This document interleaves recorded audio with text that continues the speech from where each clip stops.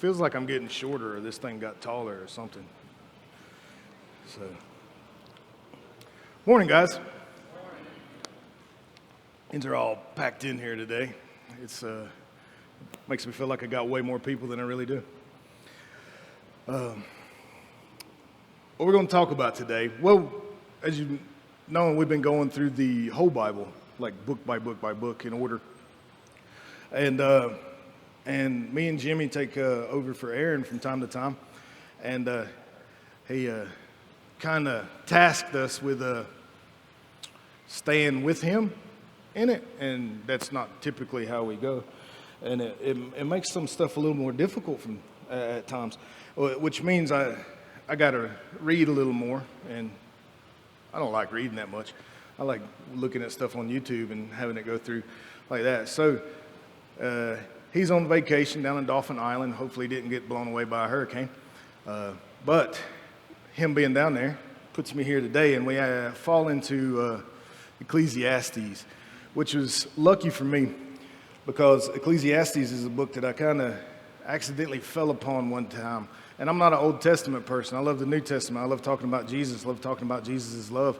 Old Testament to me was like still kind of a daddy God, but your dad was kind of mad at you. It seems like he was always, what did you break this time?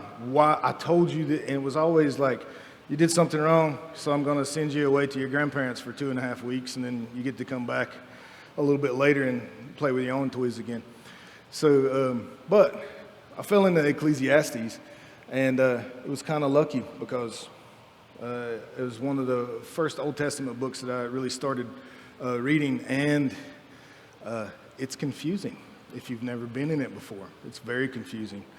So I'm going to start out by reading you some of the scripture in Ecclesiastes. It's Ecclesiastes 1, verses 1 through 11. And it starts out as, the words of the teacher, son of David, king in Jerusalem. Absolute futility, says the teacher. Absolute futility. Everything is futile.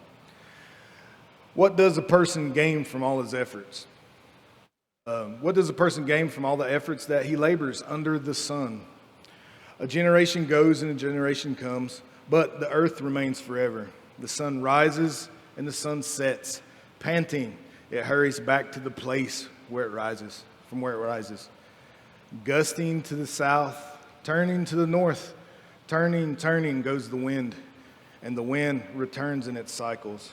All the streams flow to the sea, yet the sea is never full. To the place where the streams flow, there they flow again. All things are wearisome, more than anyone can say. The eye is not satisfied by seeing, nor the ear filled with hearing. What has been done is, what has been is what will be. And what has been done is what will be done. There is nothing new under the sun. Can one say about anything, look, this is new? It already exists in the ages before us. There is no remembrance of those who came before and those who will come after. There is no remembrance by those who follow them. It's pretty heady stuff. It's a poem that starts out the book of Ecclesiastes. It's grim. It's bleak. It's kind of depressing to people at times when you read that.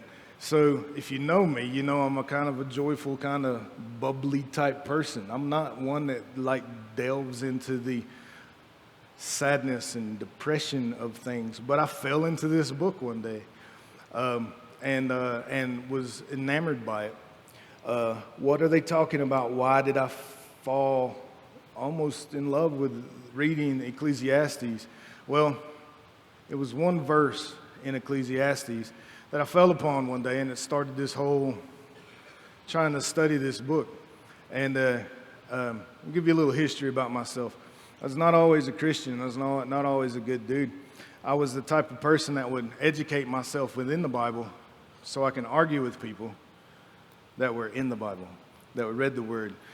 So, and you get those people that just knew those little points of the Bible, can like name their favorite scripture, John 3:16, stuff like that. And I'd argue with them because they would point out stuff that I was doing wrong in my life, and I'd point out stuff in the Bible that said, oh, it was okay. And I never found this verse, or it helped me out a lot in some of those arguments. The verse is Ecclesiastes 10:19. And it's one of my favorite ones, and I point it out to a lot of people.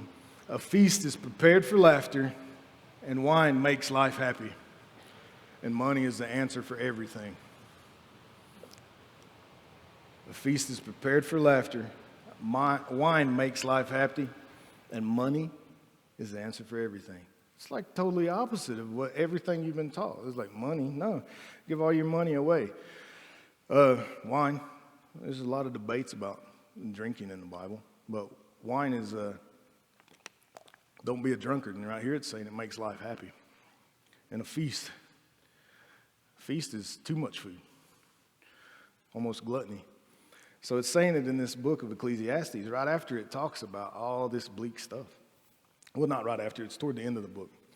So I started studying Ecclesiastes, and it's one of the wisdom books. So there's 3 wisdom books in Ecclesiastes. Well, not in Ecclesiastes, but in the Bible. We have Proverbs. It's upbeat, positive book. If you do well, good things will happen. All right? If you live your life with wisdom, good things will happen. Then you have Job, book of Job. I mean, that's like, I'm doing everything right and nothing good happens, right? So, and then we have this like cynical person in the middle of Ecclesiastes who is like, yeah, I know the book of Job and I know the book of Proverbs, and Proverbs is not right, he's saying. Well, he's not necessarily saying it's not right. He's saying, well, what about this? I've done everything right and stuff's gone wrong. I've been living the right life and I still ain't. I'm not successful. I've been doing everything the best I can and I still fell off my horse and broke my leg. Things like that. He's pointing out there's inequalities. There's stuff that's not quite adding up here. And why is that? So we got to learn about Ecclesiastes. There's a couple things. I'm going to warn you now. It's going to be sound more like a lecture than a sermon because of how the book rolls out. So we're going to learn a little bit about where Ecclesiastes comes from for a second, or the structure of the book. Now, the book is, when you read it, it will get kind of confusing because there's 2 main characters per se. There's the author and there's the teacher. The author of the book is the one that actually wrote it, and he's non-existent except for 2 parts in the book. He starts out the book with the poem I just read you, and then he ends the book with some conclusions, so to speak. But then he talks about the teacher. The teacher is a character in this book. Now, people assume that this teacher is Solomon because of everything he talks about and just how he describes some of the stuff that he goes through within this book. And it's a pretty good guess that he is Solomon because Solomon is a king.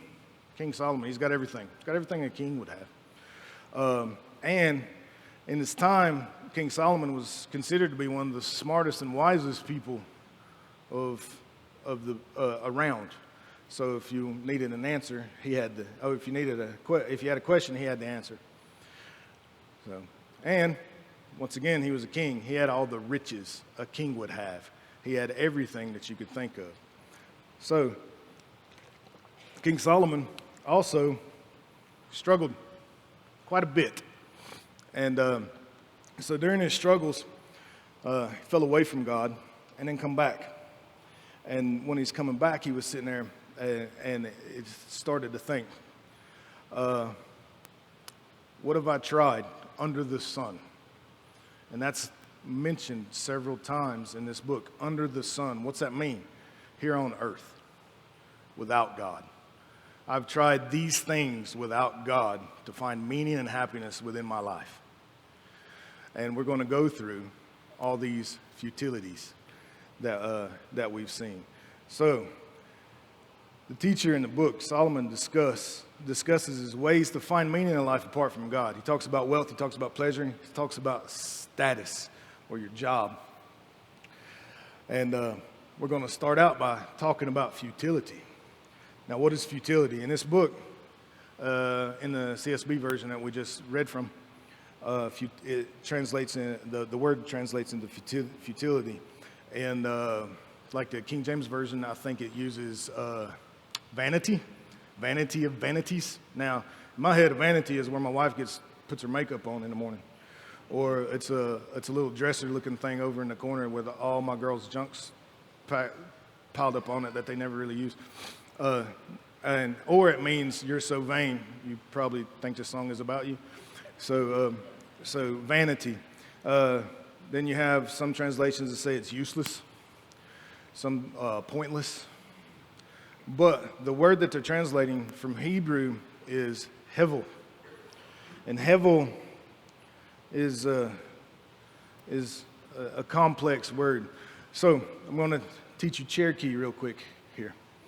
All right, in Cherokee, a couple words that come to mind when I think of translations that just don't cut it when we hear it. There's a word called gungewa or gungeyu, however you were taught. Gungeyu means I love you. In Cherokee, it means more than that. In Cherokee, it means have an immense amount of love for you. It means you're like my ride or die for nonstop. This love goes deeper than kinship. It goes deeper than blood. It's you're my person. You're my connection. Gungeyu is that. It gets watered down a little bit when we say it means I love you a lot. So if you say it Gungay in Cherokee, you're saying something bigger than that. There's also another concept in Cherokee called tohi. Tohi is, for lack of a better translation, peace and balance. So life in Cherokee is about tohi. And tohi, peace and balance. When you say it like that, it's like, okay, peace and balance. I can be balanced. I can live a peaceful life. Yeah, but it's a very small word for a very big concept in Cherokee. It means really that is everything in the place it needs to be in for you to have the best day that you can have. So I'm going to kind of nitpick. Is that chair in the right place that it's supposed to be? And is my finances well? Did I have a fight with my wife before I got up here? Because I would not be at peace and balance at that point in time. Things like that. So tohi, very small word, very huge concept that actually drives a culture in Cherokee.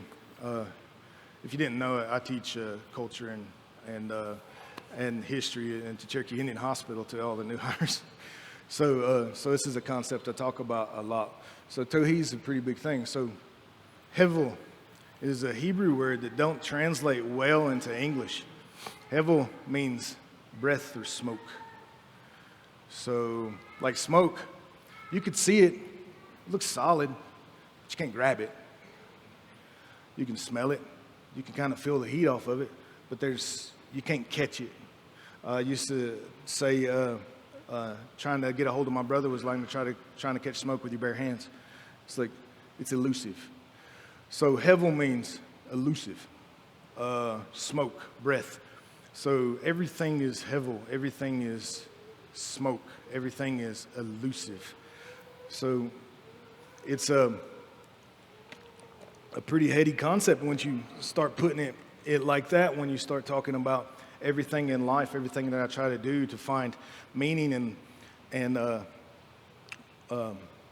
happiness under the sun is hevel. I can get there, get right there. I can't hold on to it. I could see it, I could smell it, I could feel it, but I can't grab it. So hevel, that word, hevel, is said 39 times within Ecclesiastes. So if you're ever reading the Bible and you see a word start to repeat itself, underline it. Means something. It's going to mean something. So just thinking of hevel, think of the word poof. It's there, and then it's gone. Just like that. So why why does they say that everything is poof, hevel? I'm trying everything under the sun to make my life good, to make my life mean something, and poof, it's hevel, it's gone. I feel like that guy off Smoke Signals now, poof. But, sorry. Some of you can get it. If not, go watch Smoke Signals, then you will. There's two big main concepts, not concepts, things that we run into that makes a lot of our life hevel. One of them's time. Another one's death. No matter what, those two are undefeated. Time and death. So in Ecclesiastes, what it says about time is there is an occasion. Let's make sure I'm on the right place. This is Ecclesiastes 3:22. There's an occasion for everything, and a time for everything under the heaven. A time to give birth and a time to die. A time to plant and a time to uproot. A time to kill and a time to heal. A time to tear down and a time to build. A time to weep and a time to laugh. A time to mourn and a time to dance. A time to throw stones and a time to gather stones. A time to embrace and a time to avoid embracing. A time to search and a time to count it as a loss. A time to keep and a time to throw away. A time to tear and a time to sow. A time to be silent and a time to speak. A time to love and a time to hate. And a time for peace and a time for war. Lover's old rock. Back in the 70s, there's a band called the Byrds. There's a season, turn, turn, turn. For every reason, turn, turn, turn. They actually used a lot of this in that song. So another little bit of homework. Look up the Byrds and listen to them. Time never stops. No matter what. No matter what you're doing, time never stops.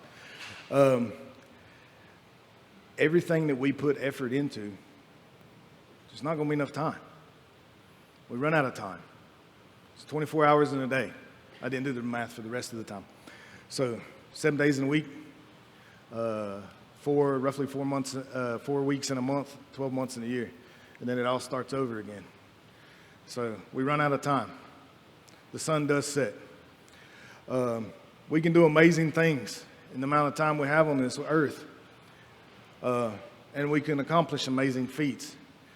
But if we go out there and climb one of those mountains, the mountain don't care.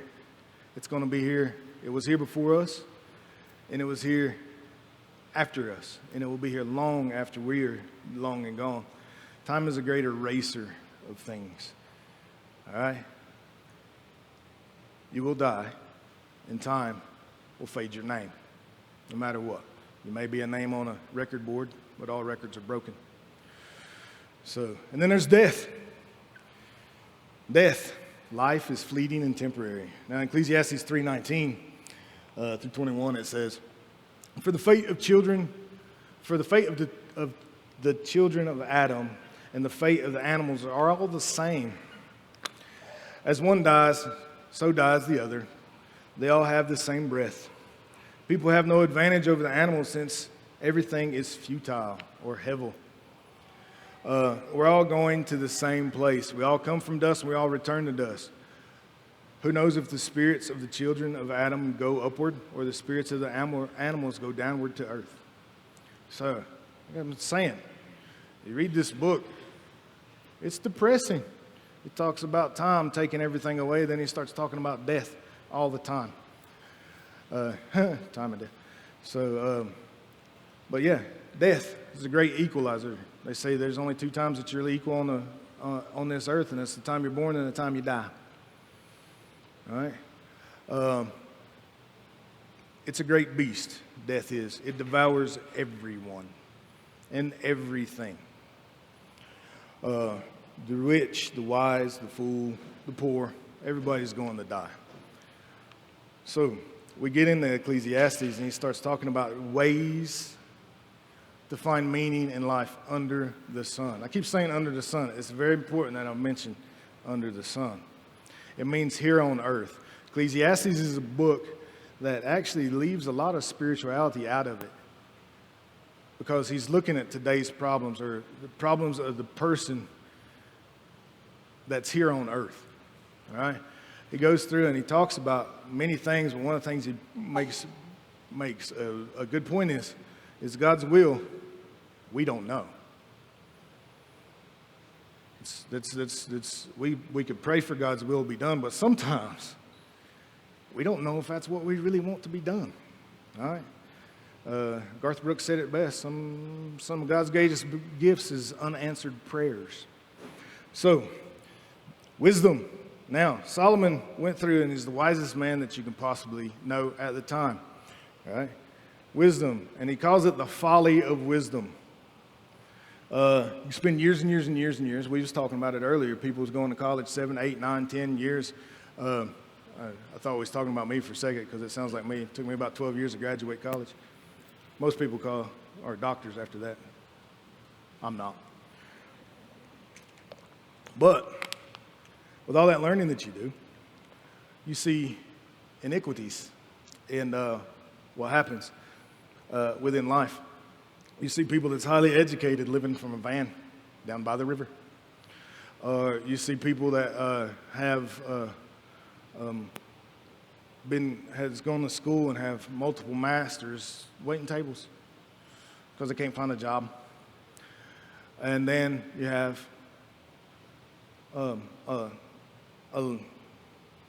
lost my train of thought there. Then you have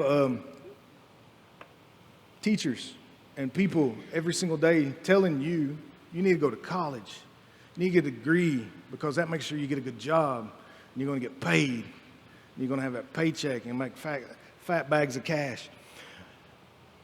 Is that true? Does a college degree guarantee that you're going to have a good job and make good money? No. It just proves to people that you can stick to something for 4 years and maybe get something done in a reasonable amount of time.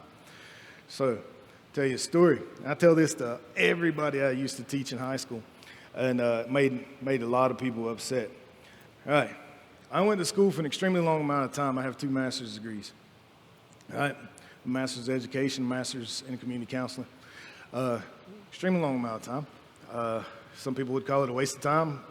I think it makes me good in an argument. Ask my wife. And then you have my brother. His name is Jeremiah Johnson. Yes, that's his real name. And he dropped out of high school when he was a sophomore. Would give you his age, but then you'd realize why he dropped out. He was about 20 years old when he was a sophomore. School was not his thing. He dropped out of high school when he was a sophomore in high school. He walked straight over to Southwestern Community College because he dropped out at Smoky Mountain and took his GED, passed the GED test, and went about his merry way. Today, as it sits. Now, mind you, I have 2 master's degrees. We're getting ready to go on vacation next week. And he's like, hey, let's do this. And I'm like, sorry, I can't afford that.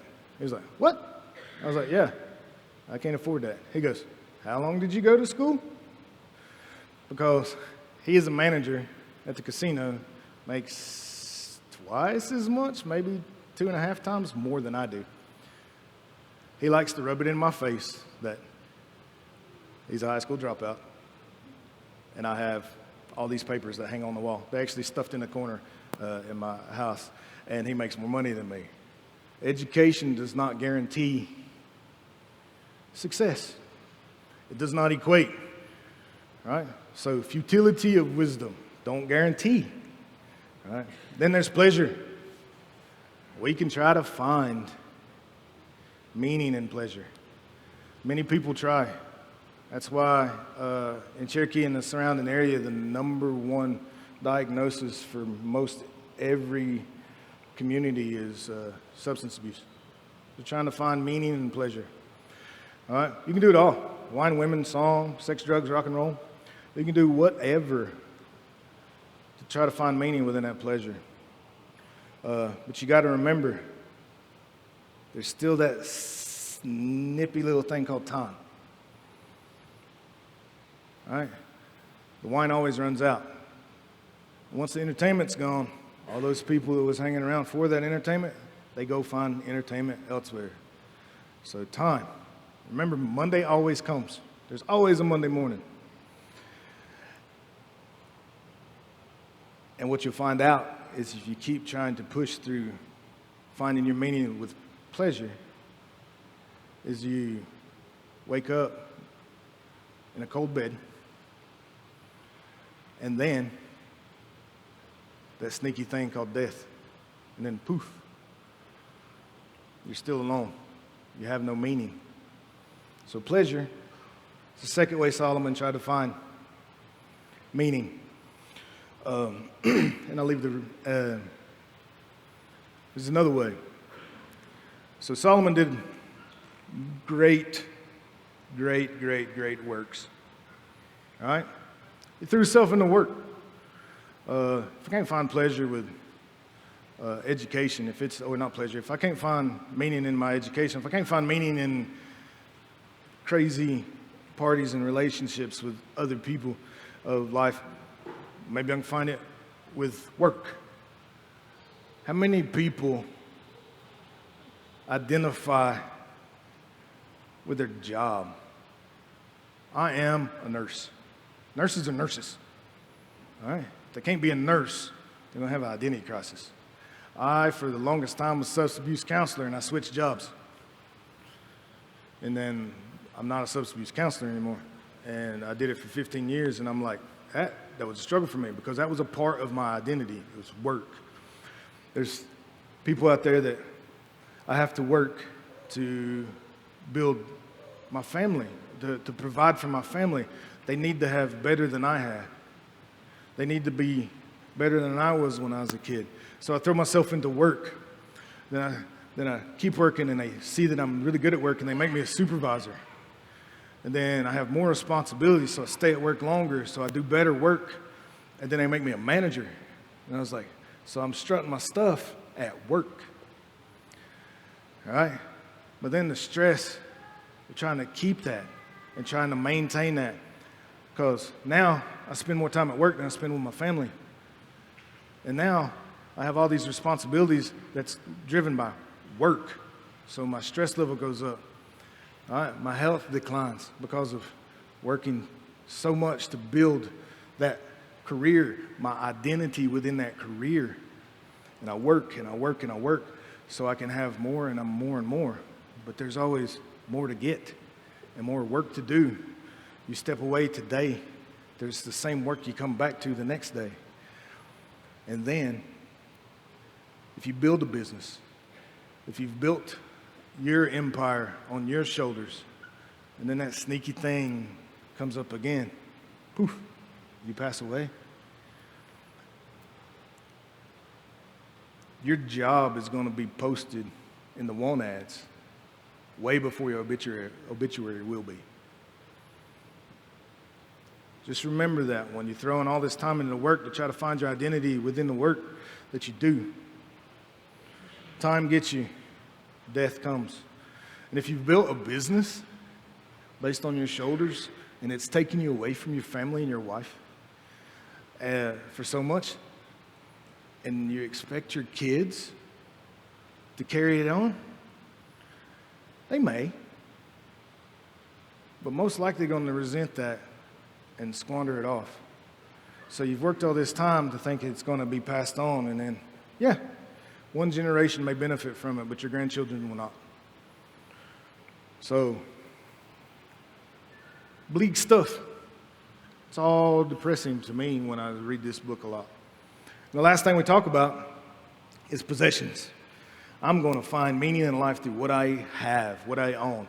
Now, possessions with King Solomon meant all kinds of possessions. He had not temples, but huge houses. He had all kinds of just stuff. He had animals. He had gardens. He had vineyards. That he had pools to water his orchards. Beautiful gardens and beautiful things all around him. He had slaves, tons and tons of slaves. He had the spoils of war. He had the gold of other kingdoms that he had won. Everything. So just proves that back in King Solomon's time, retail therapy was still a thing. So retail therapy is a thing. Go and buy something that makes you feel good, makes you feel better about things. We as a people, we as Americans definitely are consumer based. It makes you feel good to buy stuff. It makes you feel good to go get more things. Every one of us would take a bet that we have a bucket list item that we would love to buy. One thing that we would love to buy. Could be a crazy snowboard. I don't know. I'm looking at AB over here. I know mine would be just like a pinhead motor. Actually, mine would be Captain America bike. You can't buy it because it got blown up. But and for y'all younger people, not the one that Captain America rides, but the one off of Easy Rider. It's a chopper. So there's many things that people would want. If you get that item that you want to buy or they want to obtain, the very next day, you have another one. There's another bucket. I have this now. I want the Billy Bob bike. You're going to have to go watch a couple movies after you get done here. That's Easy Rider reference. So that hole that you try to fill with that retail therapy, with that buying stuff and that obtaining stuff, it don't fill up. There's always something else to get. There's always something else to buy. Now, here's the kicker. I've got some stuff in my garage that I absolutely adore. I have a chopper motorcycle that I walk around and rub with a diaper every day and things like that. Hevel, remember, time catches up. I'm going to die one day. And I'm going to leave that motorcycle to one of those lovely ladies sitting in the back there. And they're going to sell it. You shake your head no now. You will. My brother has a 1961 Panhead that he's like absolutely in love with, and none of his kids ride motorcycles. Where's it going to go? It's going to be sent away one time. It's all hevel. Poof, it all goes away. So we have all this stuff that is just down and that is just depressing about this book when you look at it. He talks about death. Everything we try to do is hevel, and everything we try to do is not going to help us live our life better. Not one point in time has he mentioned God. He's always said, what I've tried to do under the sun. And under the sun in this is a reference to here on earth, not with God. So he gives you some pointers at the end. He tells you, so what am I supposed to do if all this stuff is just useless, if time's just going to catch up with me and just erase me off the face of the planet? He says, we must learn to appreciate God's gifts that they give us at the time that he's given to us. And learn to appreciate a good conversation with a friend. Learn to appreciate your family. They're there all the time, whether you like it or not. A good meal. It's God's gift. It's a good meal. A sunny day, to feel the sun on your face is a gift from God on a daily basis. It's something that we can look at. Look at the small things every single day in our life that if God wasn't in it, it wouldn't be there. Just the feeling of happiness that we have when we see a little baby in the back and rub its head. That's God. Those little things is what we need to focus on. All right? I'll tell you this. There's a time that me and the whole family went on vacation. And we was walking around Nassau in the Bahamas, and it was hot. Oh, man, it was hot. And I was carrying like 9,000 pounds on my back in the book bag. It wasn't that heavy, but it felt like it. And we're sitting there, and I'm a big fat guy walking around, sweat just dripping off my nose and everything. And I look over at my two little girls, thinking they'd be happy as a clam just to be out in this beautiful area and seeing all this new stuff. You're in a foreign country and stuff. And they've got this look on their face like they could eat my soul with a spoon. And I'm like, man. And I get upset. I'm like, what? I've done all this stuff for you. And you can't just appreciate it? And it was like, I'm hot. We've walked 3,000 miles. I don't want to do this. And then I sit there and I pulled my daughter to the side and I said, You know, every single day, you're going to be put in a situation you don't want to be in. And you're going to be put somewhere that you're just not going to have fun. But if you can learn to appreciate the little things that you do enjoy within that situation, you're always going to be happy. You're always going to be joyful, because if you can find joy in the little things when you're not having a good time, can you imagine what happens when it's something you really want to do? Can you imagine if you find God in the little things, in the really bad parts, when you're going through just stuff? You can find that little point of God within there, because he never leaves you. He's always right there. You find that little point, and then you step into a situation where the sun just comes out and it's all God. Can you imagine how much that feels at that point in time? So, what I think about is that I don't know God's plan. It's a mystery to me. It's out of my control. There's a lot of stuff that's out of my control. I can't control anybody in this crowd today. I couldn't control when the band come up here. It kind of freaked me out because I thought I was getting rushed. But I thought I was like, is it too long? But you can't control that. And one of the things, like me being in a substance abuse realm for so long, pops into my head every time I think of control. And I can't push back, and I can't change this stuff, is the serenity prayer. It's a good prayer to know, and it's a good prayer to say almost every day. And I'll let you know what it says. The serenity prayer says, God, grant me the serenity to accept the things I cannot change, and the courage to change the things I can, and the wisdom to recognize the difference. The wisdom to recognize the difference. Change the things you can, accept the things you can't. Try to figure out the difference in those. Because if you're trying to push that wall down, it ain't going to move.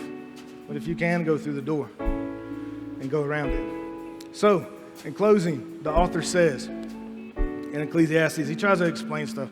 He said, the teacher, now we hear from the author again at the end, the teacher is like a shepherd with a pointy stick trying to goad you into going down this right path, trying to push you to some a little bit deeper wisdom by saying all these things, that under the sun, we can't find meaning in life.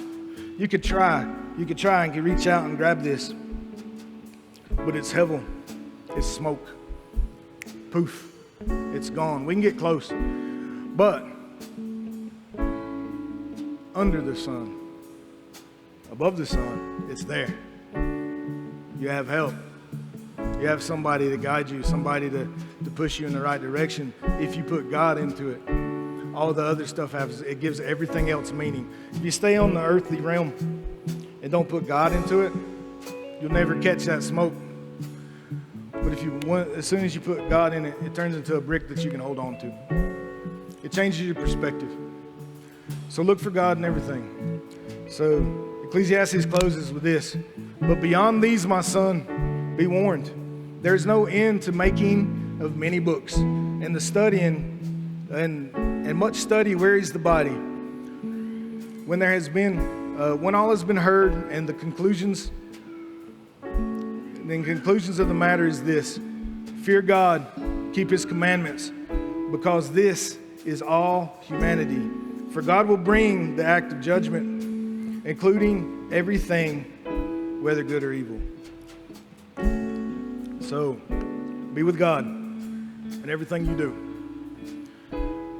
And nothing will be hevel as long as God is in it.